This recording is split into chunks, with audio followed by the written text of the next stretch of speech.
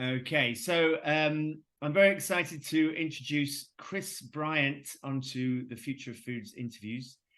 He is the director of Bryant Research and head of policy at the Alternative Proteins Association. He is a social scientist and an expert on alternative protein markets.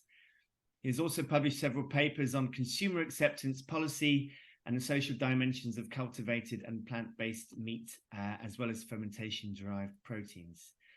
And he's had extensive experience in the industry. He's worked with Formo, IV Farm Technologies, Aleph Farms, Wildtype, ProVeg International, Mercy for Animals, and the Good Food Institute.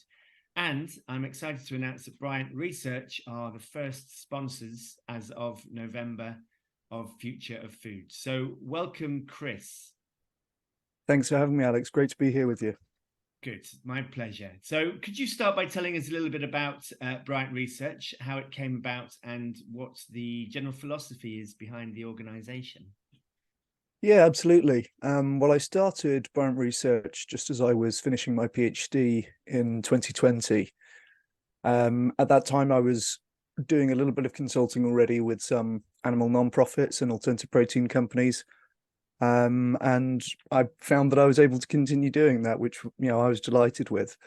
I'm very excited to be working in this area really for its own sake. And I suppose that is the case with a lot of people who have the privilege of working in alternative proteins, a lot of mission-driven people. And that's certainly the philosophy of Bryant Research as well. We're a private company, but we're not profit maximizing, I suppose you could say.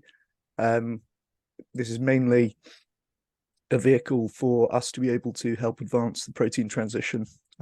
So yeah, as you mentioned, we work with a lot of animal protection non-profits, alternative protein companies, and we also do some independent research, but everything that we do is with the goal of helping as many animals as possible. Mm. So the companies that you've worked with so far, is this as a result of kind of direct research for their marketing or for their policy? Is that the sort of thing? Yeah, for the most part, working with alternative protein companies, a lot of what we do is consumer research and marketing research. So that can include things like we do a lot of nationally representative surveys where we'll kind of go out to 1,000 people from a given country and get their views on a particular issue. Sometimes we'll also do experimental things where we're comparing, for example, the appeal of different packaging for alternative protein companies and things like that. But yeah, it's all to do with encouraging consumer positivity towards alternative proteins and helping these companies get it right when it comes to their positioning. Right. Okay. It sounds like we have a similar sort of mission.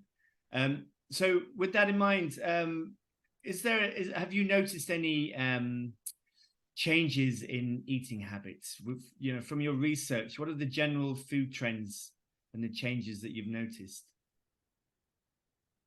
Yeah, absolutely. I think the last 5 years really has been an incredibly exciting time for the movement. I think I got into this at exactly the right time. In the UK, I often point to the Greg sausage roll as a bit of a tipping point for, lots of food service then following suit and starting to offer plant-based options.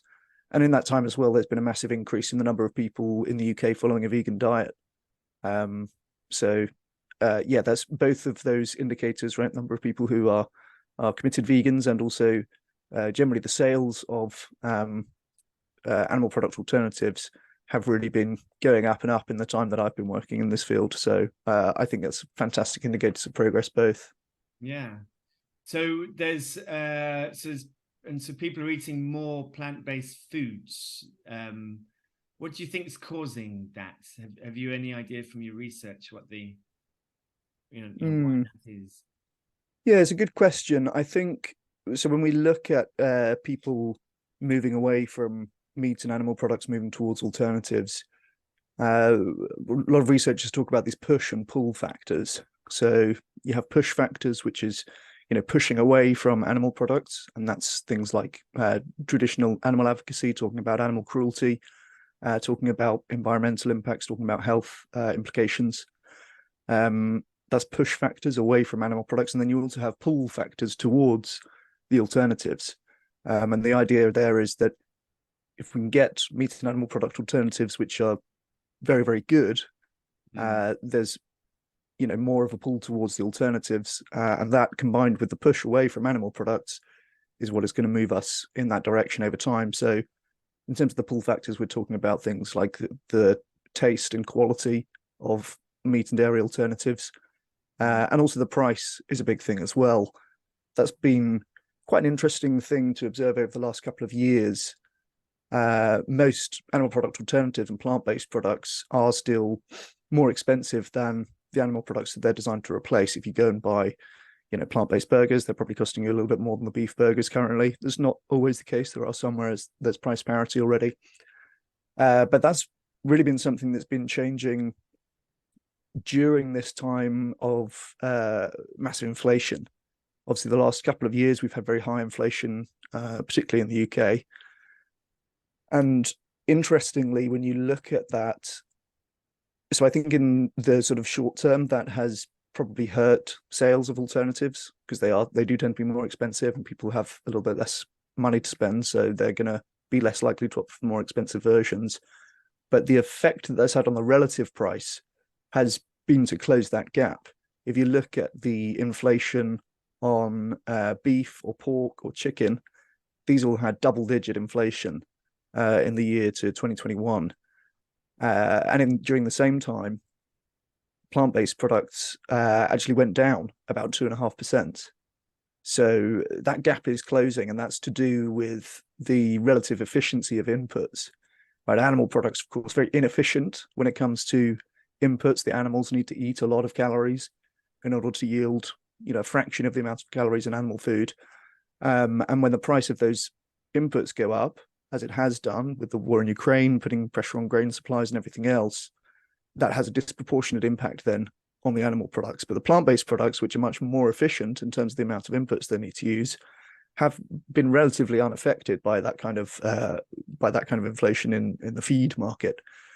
So although it's been kind of a negative thing in the short term, I think it's going to end up being a positive thing in the long term because it has closed that gap. Animal products have got expensive quicker than alternatives.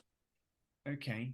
I was just thinking while you were saying that, I was wondering whether the break from Europe, if Brexit had any impact, do you think, on the price of meat, and whether that might kind of level out in the future as more and more deals are made? I suppose for sure. One extra factor, isn't it? Yeah, for sure. Well, there's actually been a ton of interesting effects from Brexit. Initially, when we left the European Union, one of the first things that you saw was shortage of people wanting to work in slaughterhouses in the UK. And there was a few news stories a few years ago. Essentially, all of the, most of the slaughterhouse workers were Eastern European immigrants. And when they had to leave after Brexit, suddenly it turns out not very many British people want to work in slaughterhouses. Who would have guessed? And so, yeah, there was massive problems around that. For a while, they were looking at bringing having convicts fill the gap and work in the slaughterhouses as sort of obligatory labour of sorts. They also were at some point exporting live British animals to Europe to be slaughtered in European slaughterhouses to then be imported back into the UK, which of course, terribly inefficient, bad for the animals, everything else. So that was kind of some of the immediate impacts of Brexit. Longer term, again, we can try to wrestle some benefits out of this. So one of the major things that we've been looking at is the novel foods regulation. This is a framework for approving new foods that we've inherited from Europe.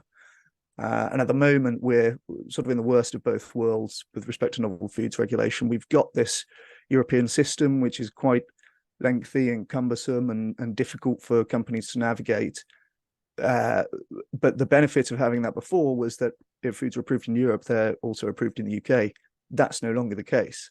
So there are now situations where there are alternative protein products which are approved for consumption in the EU, but are not approved in the UK, even though it's the same set of regulations, same set of rules.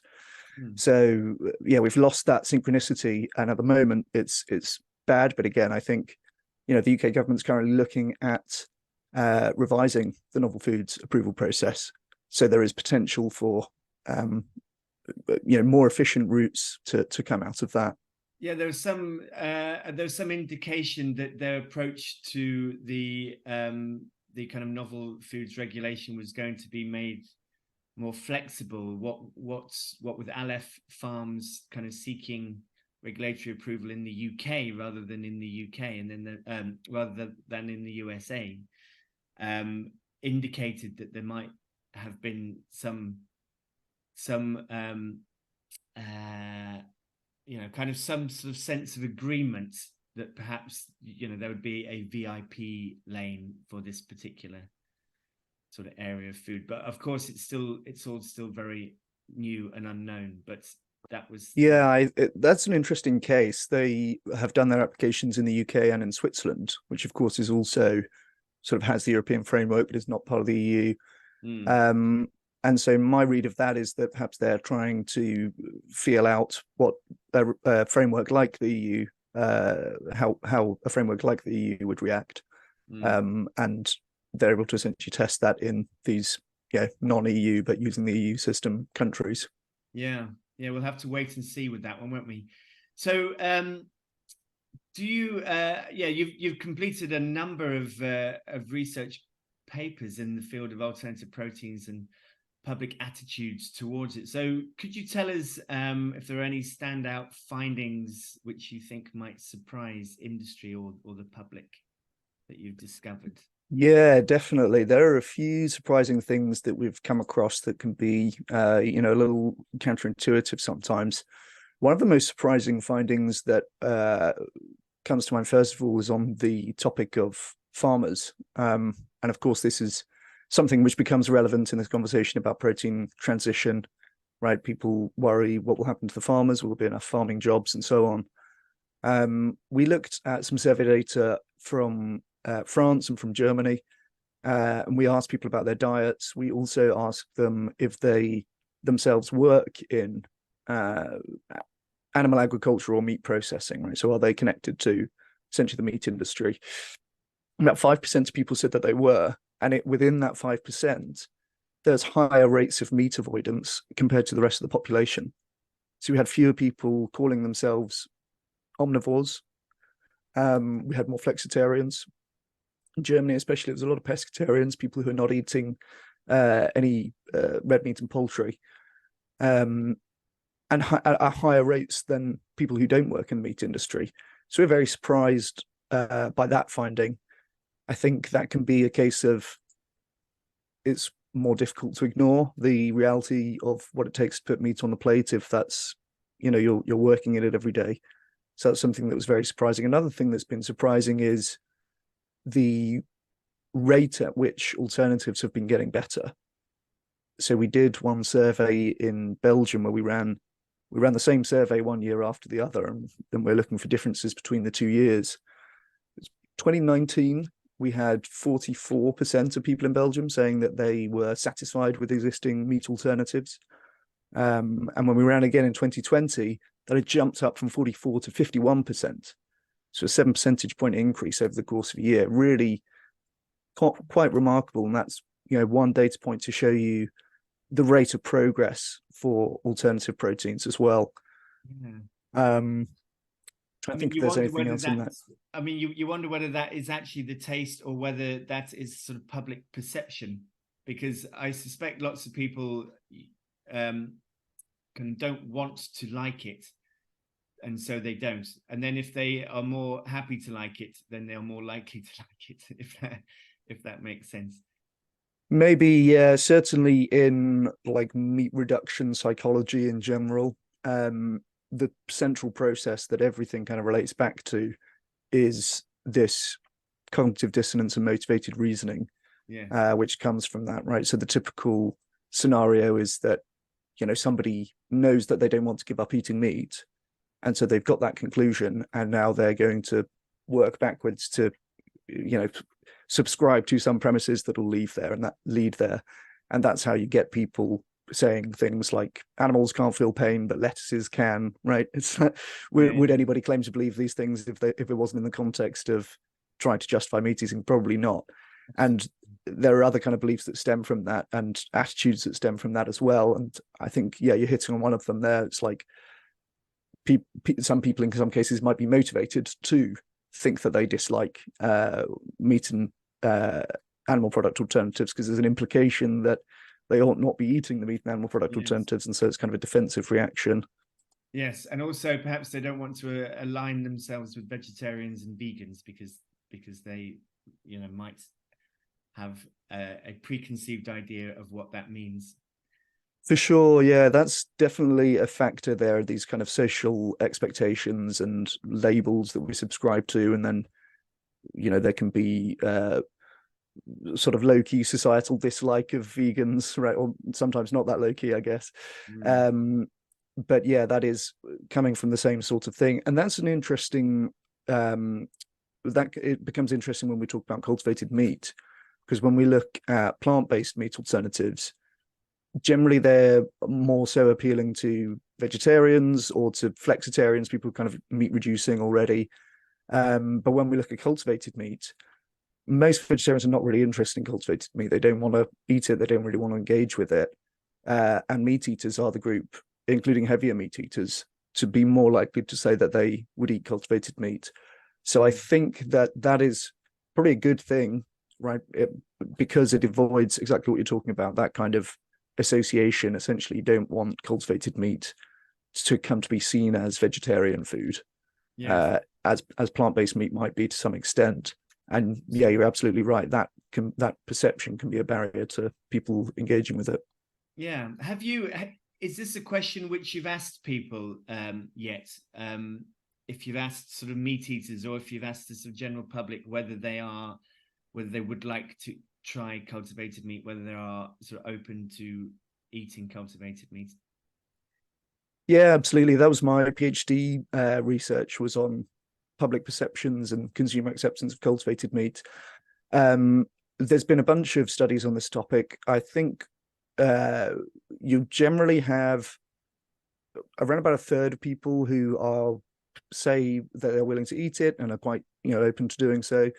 And then you have a contingent at the other end who's very opposed to the idea, and oftentimes are orienting their worldviews around naturalness, and this is in violation of naturalness, and that becomes a bad thing in itself, or perhaps has implications for other things, like people infer that if it's unnatural, it's therefore unhealthy or unethical or bad for the environment, right? Which of course is not necessarily the case, and we can talk about that as well. But yeah, so there's really a spectrum of views on cultivated meats, and as with anything, when it first comes to market, you'll get the group of people who are very enthusiastic and early adopters. Perhaps they're willing to pay more. They're likely to be, living in urban centres, kind of younger, left-leaning people who are the most enthusiastic about this product. And I think that's reflected in some of the product launches that we've seen so far. But yeah, beyond that, you have some people who are kind of on the other end of the spectrum, will be what would be called laggards in this framework, right? It's like the last to adopt some new innovation. And it seems that often those people are the loudest, right? People who object to anything like to say so at a disproportionate rate, such that you can kind of get the impression that that's a more of a common opinion than it is. Yeah. I think it would be an interesting question to ask people like that. What changes would need to be made to cultivated meat to make it more appetizing to them? What would need to happen to it to make them want to eat it? For sure. Yeah. I mean, I suspect that was some deliberation. Yes. I think they would like to say is that there isn't anything you could do to make me eat that, but clearly some people, yes, some people for sure. Well, I think deliberation is an interesting way of putting it, because definitely one of the most consistent predictors that we see when we look at what correlates with likelihood of trying cultivated meat is familiarity. So people who have heard of it, people who know a bit about it, are far, far more likely to want to engage with it. And when you look at the people who say they're not interested in eating it, most of them have never heard of it. This is the first time they're hearing of it, right? It's a new, unfamiliar and kind of scary thing in their view. And I think that's quite encouraging as well, because that kind of implies that acceptance will increase over time, right? Barring some sort of disaster, people become more familiar, people become more open to eating it kind of naturally as a result. Yeah. Okay, I want to just go back to what you said about people working in the meat industry are more likely to kind of cut down on their meat eating. I mean, is this? I suppose what this shows is that education around the current conditions of factory farms and animals in factory farms would impact positively on people's meat eating. I know that lots of people, I did a little survey recently on, what's stopped people eating meat, what's kind of turned people into vegetarians, and there was quite a few of them talked about the new film about the octopus. What was it? My Beautiful Octopus. I can't remember what it was called. My Octopus Teacher, is that the one? My Octopus Teacher. That was, yeah. So there was that, and Cowspiracy. So sort of films that they've seen, educational films have impacted kind of directly on them. Yeah, absolutely. Documentaries are the top cited. What made you go vegetarian or vegan answer? It's documentaries. I think sort of head and shoulders above anything else. I think beyond that is like conversations with friends, if I recall correctly. But documentary is the top one, and especially animal related things. I think that there's a bit of a myth that talking about animal cruelty in this context is a bad idea. You're going to turn people off. You're going to turn people away. People don't want to hear about it. People don't want to hear about it. That's true, but that's because it works as a message. There's some studies comparing, if we show some people an animal cruelty message, some people an environmental message, some people a health message. The animal cruelty message is oftentimes associated with the highest percentage of people afterwards saying that they're going to try and change their diet. Also, animal motivations are associated with a greater degree of dietary change. So like going vegan instead of going flexitarian, for example, as you might if you're like health concerned or environment concerned. And also sticking with that change for a longer period of time. If somebody adopts a vegan diet for health reasons, they will find it has whatever effect it has on their health. Some people will get benefits, some people won't. And if they don't, and they were only interested in their health to start with, then they're probably gonna leave it. Yeah. But yeah, those animal cruelty images, whilst very unpleasant to look at and frankly unpleasant to share, just kind of socially, right, are very important in terms of motivating people to make a change. Okay. Wanted to go on to the next question. So I've often wondered about market research techniques and how accurate it can be, how you can avoid people saying saying things that they think you want to hear rather than giving their honest opinion. So understanding human attitudes, obviously you're an expert at this. So can you tell us a little about the methods you use to ensure that research carried out by Bryant Research is accurate and true and as close as you can get to what somebody really, really thinks? Yeah, it's a good question. There's lots of tricky things to navigate in survey research around this kind of issue. So you have what you're mentioning is called demand characteristics, which includes things like social desirability bias, right? Like they will give the answer that kind of makes them look good, even if it doesn't really reflect their true attitudes, which is certainly an interesting problem to contend with. There's also concerns that, for example, if you're asking people about their intentions, well, their intentions don't always map onto their actions, even if they are being honest, right? So there are kind of different levels of concern that one could have. That a few years ago as well, there was a lot of concern that a lot of survey platforms were infested with bots. algorithms that are just taking the surveys to get paid, but there's no one really on the other end of it. So we have changed provider a couple of times in that time. The provider that we use currently, I feel like I probably shouldn't name drop, but they have sort of rating systems in place internally such that each account is linked to a person, and the quality of their answers has some kind of score that they can essentially get penalized if they're failing a lot of the attention check questions. So we'll put in attention check questions, and questions that could be easily answered by a human but might confuse an algorithm, or somebody who's answering without paying attention. Of course, they're gonna hit the wrong option. So there's things like that you can do to try and improve data quality. And then when we come to thinking about things like social desirability bias, and stating intentions, and then there being some difference between that and actions, usually we're trying to use various methods to try to get at people's true attitudes. So the order of questions can be quite important. Like if you're giving the game away as to what you're interested in finding before asking about somebody's diet, maybe they're more likely to lie about their diet, right? So we'll try and ask those questions before people necessarily know what the survey is about. We also use very generic names for what the surveys are about, such that we don't have like a selection bias of people taking this because they're interested in this topic, right? We've got to get everybody who's not interested in this topic as well. So there's various things that you can try and do like that.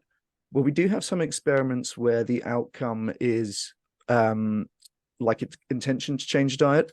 So, for example, we might compare different messages. As I mentioned, you compare like an animal message or an environment message and a health message. Now, if the outcome measure is on intentions, well, it's true to say that not all of those people who say they have an intention to go vegetarian are going to follow through.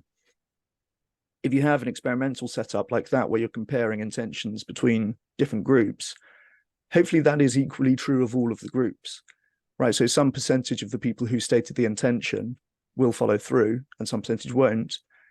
But unless there's a reason to think that difference would be, that percentage would be very different between the different groups.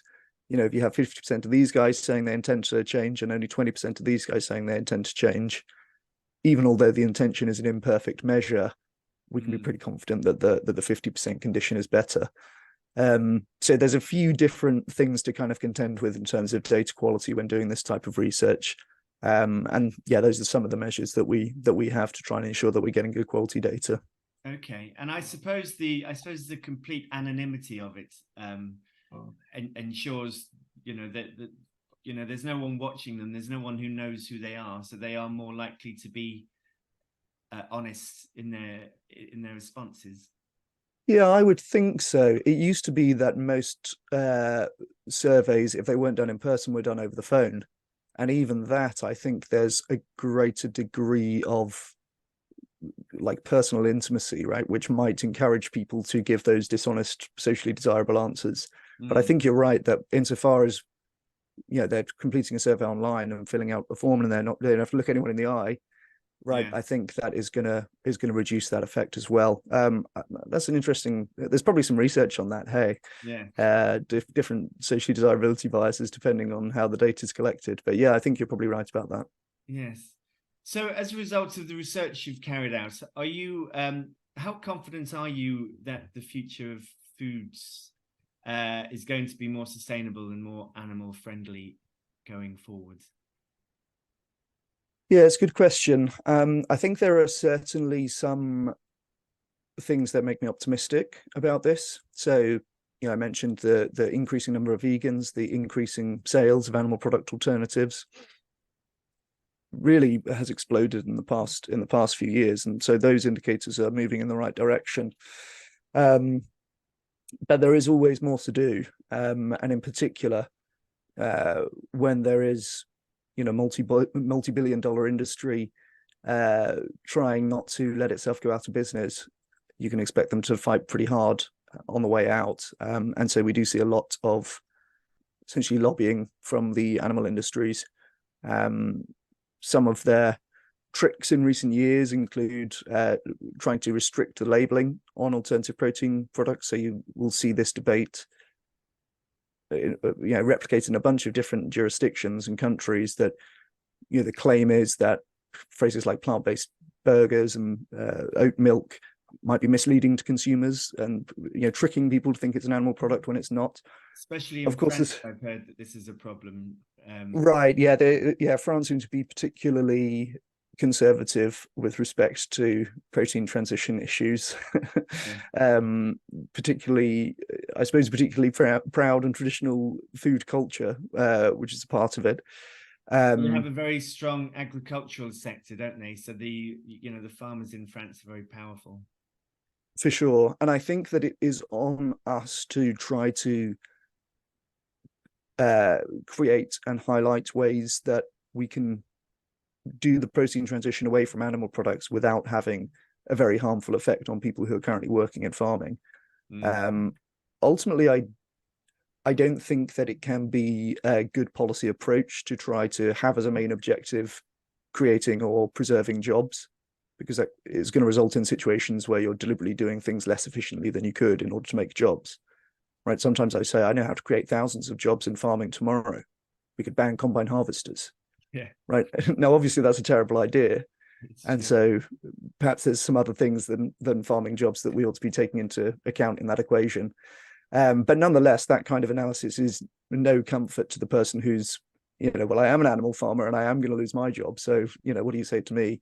I think there needs to be things set up so that we can help farmers to transition into alternative protein production for some part, right? Growing crops for plant-based products and for culture medium for cultivated meat. And fortunately as well, the new way that we're doing agricultural subsidies in the UK under the Environmental Land Management Scheme post-Brexit does have more payments for basically land management and restoring natural landscapes. So there are other ways that farmers can make their land valuable as opposed to farming animals. So things like that need to be an important part of it as well. I think one interesting thing about the farming jobs point is a great way to kill farming jobs is to have factory farms, right? Because now we can produce more meat with fewer workers. If you look at the global numbers over the last 20 years, meat production is up about 45%. Yes. And agricultural employment is down about 15%. Right. So it's not necessarily the case that more meat consumption equals more jobs in farming, especially when we're increasingly moving towards these industrialized, efficient, low number of workers systems. Really what we want to be doing, and the farmers that everyone has in mind when they think about protecting farming jobs are the small scale farmers. Increasingly, these guys are being priced out by big industrial operations, which have terrible animal welfare, terrible worker welfare as well, by the way. Yes. And they're not able to compete with those. So I think that there are other things that you can do from a policy perspective, such as animal welfare labeling. Now, that was being considered in the UK until this year, and DEFRA shelved it in the end. They said, we're not going to do that after pushback from industry. So there's the industry playing a role again. But I think that in reality, animal welfare labels sure would hurt factory farms, and that's the industry that's been consulted, all right, or has the loudest voice, we could say. But they would probably help small farms. If you have higher welfare animals on small farms, then they're going to have a better animal welfare label than the factory farms. And to the extent that that pushes people in that direction, it's probably going to support more jobs in the farming sector. So I think that it was ill-advised to drop those proposals. And I think that, animal welfare labels probably would be something that helps support farming jobs. Yeah. I suppose if you had on a label that this cow, this meat has come from a factory farm, and you had to be, you had to be clear about that and say it was a factory farm, rather than kind of calling it something else, like a contained farm or something. Mm-hmm. I'm sure there'd be kind of words around having to say factory farm, but you know, clearly that would, because it seems to me that if you ever say farm to anybody in this country or anywhere in the world, you know, they imagine something quite kind of lovely and quite wholesome and quite green, and you know, where everyone knows all the names of their cows or something. But if people realize that the majority of their cheap meat comes from a factory, then I think it would make them think twice about meat. Or I think so. Yeah. And it's important for people to know that, you know, everyone says that they want to know that. We ran a survey on support for various different policies that would help move things in the right direction. And animal welfare labeling was one of the most supported options, right? Almost nobody says, no, we shouldn't do that. But those who do say it are able to say it very loudly and with a lot of money behind them. One other reason that I think it would be important to have it reflected on the packaging is because most of our meat does come from factory farms. But try to sort of obscure that and obfuscate it. One talking point that you hear on the other side sometimes is most farms are small farms. Right? Okay, that's probably correct, but that doesn't mean that most animals are on small farms, right? Yes. Most settlements in the UK are villages rather than cities. That doesn't mean that more people live in villages than live in cities. So it's an example of that crafty kind of wording that's designed to mislead people. Absolutely. Yes, one factory farm would equate to the same amount of animals as probably 1,000 small holdings. Right. So okay. So with that in mind, it was interesting. I read something in your report called Chewing It Over, where you said that public opinion is in many ways ahead of Westminster. So so with that in mind, I mean, clearly people don't want to be told what they can and can't eat. And politicians clearly know that they're not going to win votes by kind of telling people that they should eat less meat. But with that in mind, what do you think governments could do in terms of public policy to encourage people to reduce their meat consumption and move towards more alternative proteins? Yeah, it's a good question. So at the recent party conferences, we saw Rishi Sunak saying we need to get rid of the meat tax. Yes. We don't have a meat tax. That's a completely fabricated, but there we go. It was like the 7 bins, wasn't it? It was the whole, yes, that's right. Yeah, cancelling things that don't exist. Yes, that's right. That's right. Yeah, and you know, meat tax is interesting because that's kind of the most obvious policy in some ways, right? That's the first thing that people will reach for. If the policy objective is try and reduce consumption of this thing, then bang a tax on there, it becomes more expensive, people consume less of it. Is also terribly unpopular. So, you know, from a politician's perspective, going after a meat tax is, you know, free money, right? Yeah. We had about 70% of people saying they're opposed to a meat tax in that research. But that is not the only thing that can be done. There's a bunch of other stuff which is all more popular than a meat tax. And so we can be, you know, a little bit more creative in our policy prescriptions. One thing that has very high support, I mentioned that animal welfare labeling has very high support. Actually, even higher support is just having higher standards of animal welfare on farms. Right? We already have some kind of requirements for animal farming in terms of welfare. And there's massive support for making that higher, right? We're talking about upwards of 90% of people say, yes, we should have better welfare standards on farms. So that's the big one that we can push for. I think there's a good case also for, pardon me, governments investing in alternative proteins.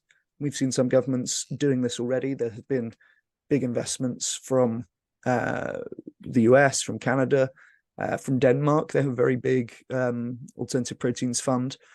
And this can also be done in creative ways that kind of links up with the farming industry. So in Canada, they had 100 million investment to a plant-based producer, and it's on the condition that they were sourcing all of their ingredients from Canadian farmers, which was a way of kind of getting buy-in from the farmers on that kind of policy. And it would help to Yes. help to support them as well. There's a couple of sort of policy issues that are quite live in the UK at the moment. One is the novel foods reform. As I mentioned, we're going to look at changing the European system that we've inherited, and I think there's some quite easy things that we can do in that. So one is to have some sort of system for recognizing approvals from overseas. Right, we're making people jump through the same hoops as Europe twice currently, but further than synchronizing with Europe, we can look at saying, as Australia do and Israel do, if your new food product has already been approved in some other countries, you get a shorter application process. You get an expedited process if you can show, we've already been approved in the US or elsewhere. We're asking people to reinvent the wheel and jump through those hoops again. So I think that's certainly something that can be improved when changing that. And then the other thing is on labeling. As I mentioned, you'll get companies trying to say, you can't say plant-based milk and so on. That's another thing that's quite live in the UK at the moment. We have restrictions already around plant-based products, so they can't use the term milk. You'll never buy oat milk in the UK. You'll only buy oat drink or oat milk style drinking liquid or whatever it needs to be called. Yeah. But they want to go further. They want to put those restrictions further. You've probably seen the Alpro product called "This is not milk." Yes, it's being claimed that is misleading people that it's milk.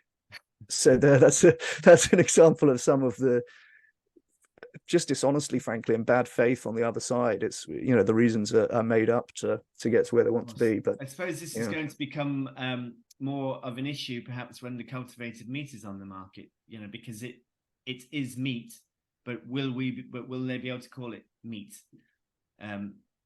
Yeah, no, that's a great point. I think there's an even stronger case for allowing cultivated meat products to use those terms, because if you're somebody who has a seafood allergy and you're buying some cultivated seafood and some regulator has decided that it doesn't count as seafood and therefore it's not labeled as seafood, you're going to have an allergic reaction, right? So there's a food safety case for allowing these labels in the case of cultivated meat. Absolutely, yes, that's a very good point. So what's away from government, what do you think industry needs to pay attention to in order to sort of best develop a more sustainable and animal-friendly food source? To sort of grow it.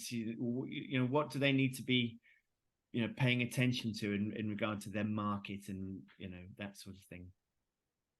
Well, I think the big things that I would advise alternative protein companies to prioritize improving are going to be taste and price. Really, if these products are nicer, more pleasant to eat, people are going to be more likely to choose them and to buy them and repeat purchase them. And then the other huge one is price, which, yeah, as I mentioned, that probably is going in the right direction on both of these things. Right? We have survey data showing more people say they like plant-based meat than did last year.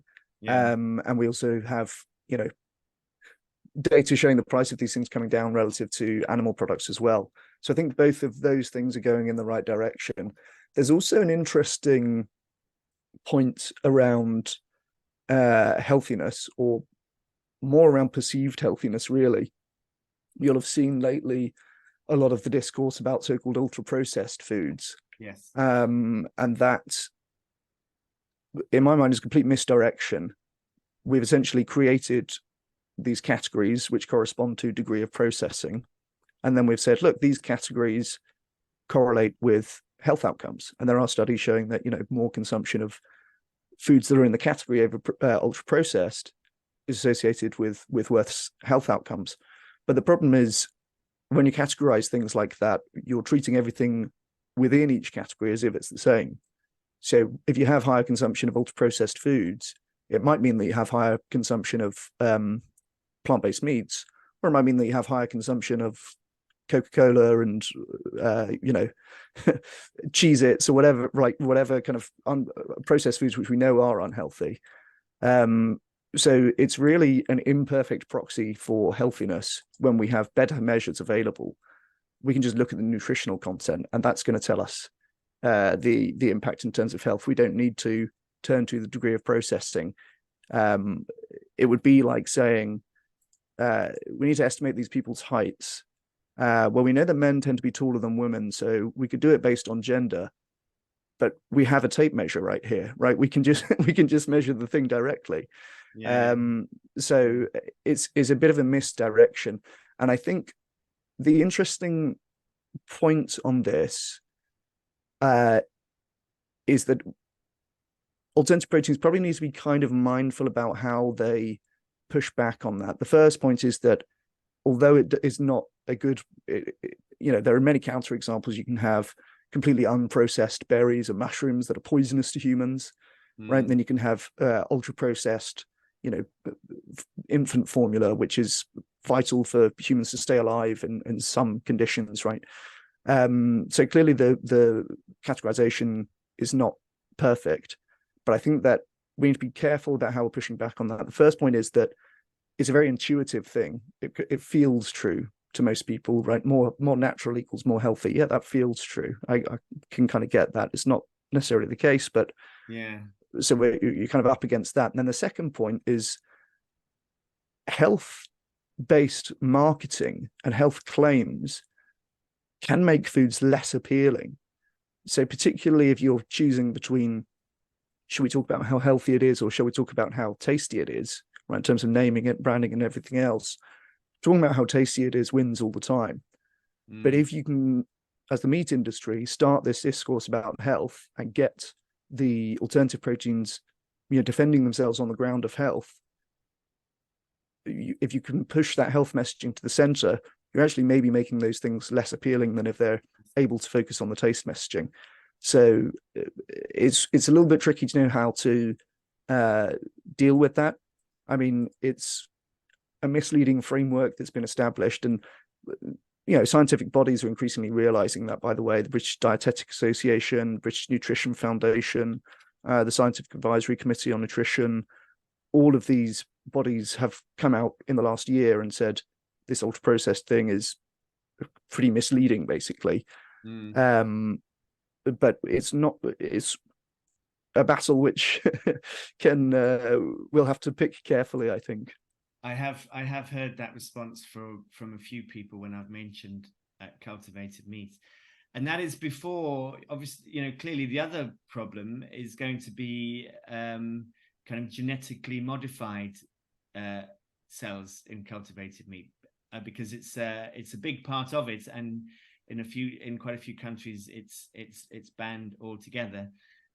But obviously cultivated meat is very sort of science heavy, because it is almost entirely science. So it is, and genetically modifying cells means that you don't have to kill that animal in order to sort of get the cells that you need. But I imagine that's going to become an issue as well, probably going forward. But yeah, that's an interesting question. That could certainly be one application of GM and cultured meat, that you could have cell lines which renew, so you don't need to keep killing animals. Frankly, I think the gain there would be pretty marginal when we're talking about cultivated meats with cells taken from an animal. You can produce thousands of tons of meat from one sample. So already we're looking at a millionth of an animal in a steak, rather than a hundredth of an animal in a steak, or whatever it may be. So I think that's already a massive improvement. So this is another interesting finding, I guess. I kind of assumed that people who say they would eat cultivated meat are probably going to be the same kind of people who say they don't mind eating GM. And therefore, my guess was that it wouldn't make that much difference if we're talking about GM or non-GM cultivated meat. Right. As it turns out, it does make a difference, and people are less likely to say they would eat it if it's GM rather than non-GM, which I found kind of interesting. I think that one of the reasons for that might be that a lot of people's engagement with this stuff, particularly when they don't know much about it, is based on these kind of heuristics and signals. And if a food can say on the packaging non-GM, then maybe that's giving them the signal or the reassurance that they are looking for, along the lines of naturalness, right? If you see a product that says low salt, you're kind of assuming on some level that this is generally healthy. It's not necessarily claiming that. So I think that is part of the reason there as well. Yeah, certainly in Europe, that is going to cause problems. But yeah, it's not the case at all. Cultivated meat manufacturers are looking at GM, of course. So perhaps there will be different products for different regions, different regulatory systems, and different consumer sensibilities as well. Yeah. And going back to what I asked about advice to industry, I've spoken to a couple of guests about sort of sharing information, sharing IP between them. Kind of wondering whether that would speed up progress if they actually if they work together. But of course, it's a very competitive industry. So what role do you think IP plays in alternative proteins? Yeah, it's really interesting because if you look at the alternative proteins industry, a lot of the leaders of companies, and also a lot of the big investors, one thing they have in common is that a lot of them are vegetarians or vegans. They're mission-driven people, and so on that basis, we might expect that the alternative proteins industry, compared to other industries, might have more of a propensity towards some sort of cooperative IP sharing or something along those lines. And we're doing a bit of research on this at the moment. We typically find that a lot of people do have those pro-collaboration attitudes and sort of aspirations, but for the most part are still constrained by the normal mechanics of business and investment, right? You can't attract investor funding unless you have some sort of proprietary IP that is going to give you an advantage. Once you have investors, they don't want you to be opening your books and telling all of the other guys what works. There are some examples in other industries of cases where it appears to be altruistic patent sharing, right? Volvo invented the 3-point seatbelt, and they said, this is going to save too many lives for us to keep it exclusively. We're going to make this open. Tesla did a similar thing with their patents on electric vehicle batteries, right? The main thing is that electric vehicles catch on. We're going to make these patents open as well. So we could appeal to something like that, but for the most part, companies are still kind of constrained by investor expectations and so on. There are a couple of interesting suggestions that we've come across in the course of this research, which could solve this problem, right? We want the technology to be accessible to many people so that it can be developed and can compete down the price. But we also recognize that we need some sort of mechanism for IP, because that allows you to get investor funding and everything else. So one suggestion that we've heard is that investors aren't going to let you tell everybody else in the industry what worked, but they might let you tell them what didn't work, right? So if you've tried 100 ways to get to your cultivated meat product and 99 of them didn't work, that's useful information for the next cultivated meat company. Now, your investors might not say you can't tell that information in the same way that they would if you're just proposing to tell them what did work, right? Just giving away the secrets. But you can save them a lot of time by stopping them from going down dead ends. So that's something that could potentially be done. The other thing that we've come across, and I think this is a fantastic idea. This is super novel. This was published in Nature in the last month. An idea called benevolent patent extensions. So the idea there is that where you have a patent on some technology which is going to have some high social benefit, such that we want to get it now, even though you've got a patent on it, right?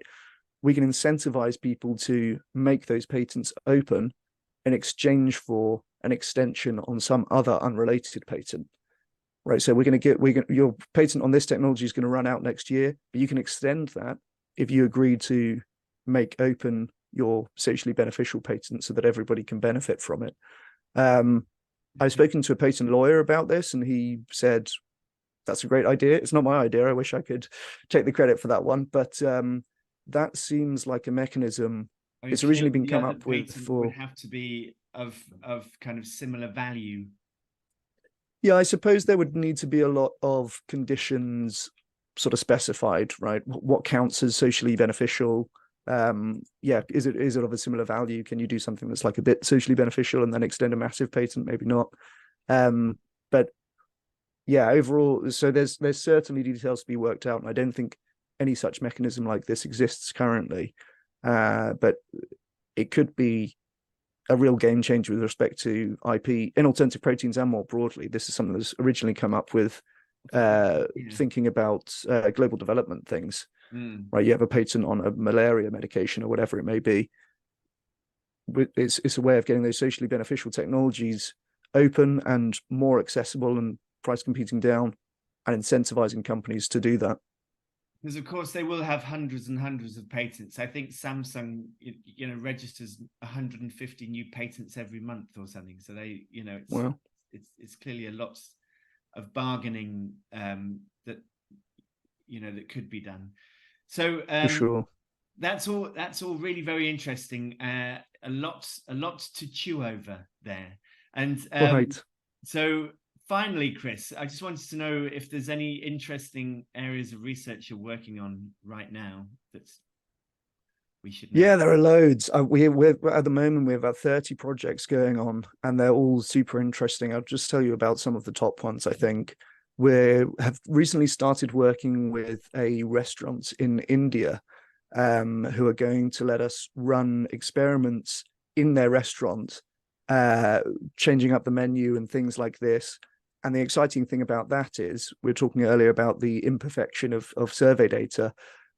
That kind of cuts right through that problem, because our outcome variable in this case is going to be how many people ordered the vegetarian option, and we're going to know that number exactly. So it's very close. We have basically an experimental restaurant that we're working with, and they're allowing us to do different modifications to their menu and so on over the course of a few months. And we're going to look at how those interventions can help nudge people away from animal products. Oh, nice. So that's a really interesting one. Are you looking at doing that in other countries as well? Well, honestly, it's been we've tried to do something like that for some time, and generally the bottleneck is just like venue owners saying, I mean, we don't really want you doing changes to our menu that could affect our sales and things like that, right? Which is completely fair enough, of course. Yeah. But in this case, it's like a colleague and somebody known to me, and somebody who is vegan themselves, and so they're quite on board to use their restaurant as a bit of a testing ground, which is awesome. We've also done a project. Well, earlier this year, we ran some billboards. We wanted to see the effect of anti-dairy, in this case, billboards in the city of Bristol. I live in Bristol. So we ran all of these billboards. We had these pictures of sad-looking dairy cows and a message encouraging people to try plant-based milk. And here again, we're trying to get around the problems of relying on survey data. We had a few cafes feeding us information on how many people were ordering dairy or plant-based milk. We also had one plant-based milk company who was able to give us their regional relative sales data, right? And we saw, this is we haven't published this yet, but we saw higher increases in their plant-based milk sales in Bristol versus the rest of the country, which is pretty cool. Oh. And the other data collection that we did for that study was looking in people's bins. So my research associate and I were looking in literally just residential bins on bin day to see how many dairy bottles we could see and how many plant-based milk bottles we could see, and then working out from that whether we saw a bigger increase in Bristol. So it's like some of the ways that we try and diversify a bit from the survey data. But yeah, all of our projects are to do with reducing animal product consumption, promoting alternative proteins, and advancing the protein transition. So yeah, we've got a few dozen different things going on at the moment, and I'm very excited about all of them, honestly. Yes, well, I very much look forward to hearing more about them all in the future. Thank you so much for coming on Future of Foods, Chris. It's been a pleasure to speak to you, and I look forward to hopefully meeting you in person at some point in the future. Thanks so much, Alex. It was a pleasure. My pleasure.